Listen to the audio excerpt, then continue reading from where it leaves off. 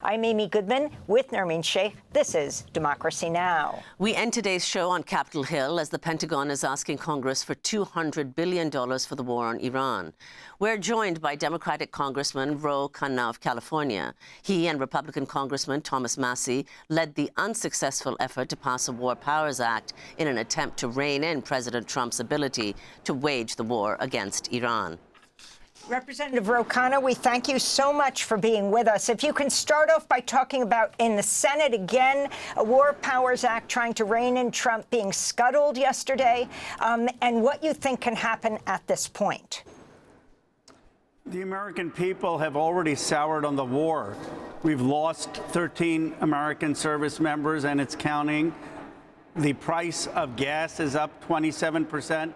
And now Donald Trump is saying that he's going to come to Congress to ask for $200 billion to fight in Iran, a total betrayal of his promise that he was going to focus on American needs.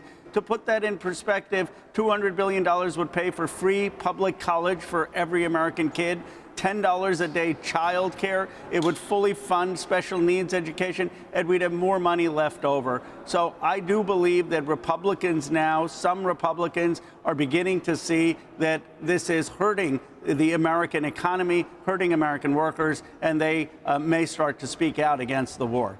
And Representative Khanna, the Wall Street Journal reported that an extraordinarily small group of people made the decision to go to war, including Vice President Vance, Secretary of State Rubio, Defense Secretary Hegseth.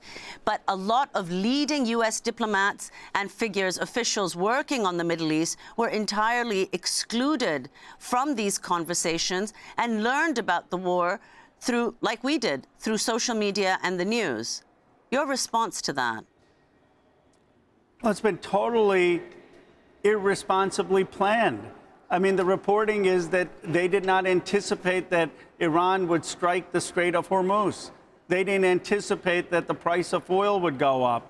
They didn't anticipate the difficulty of actually getting regime change. Just killing Khamenei and having him replaced by his younger son did not topple the regime. They had no end game. They didn't even understand how they were going to get the quote-unquote enriched uranium, 400 kilograms of enriched uranium at 60%, that is buried under the nuclear facilities.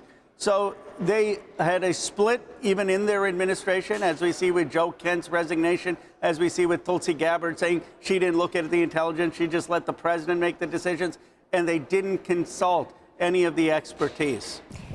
I want to go from epic fury, what President Trump has called the war on Iran, to what some are describing, it should have been called Epstein fury, a distraction from what President Trump is very concerned about.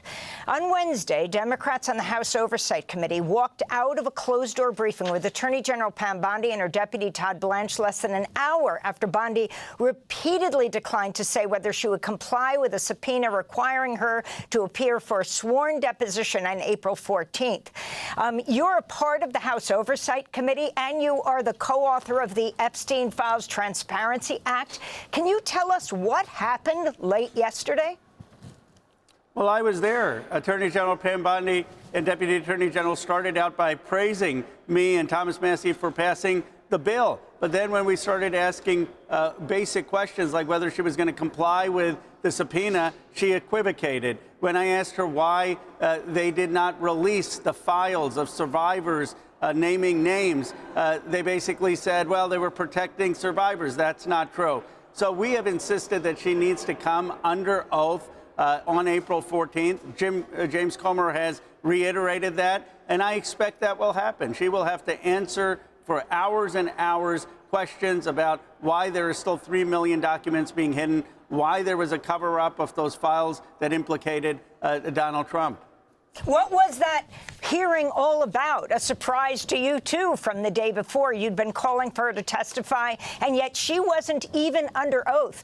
And if you can talk about Comer, the head of the House Oversight Committee, incredibly insulting Congressmember Summer Lee, telling her to stop bitching.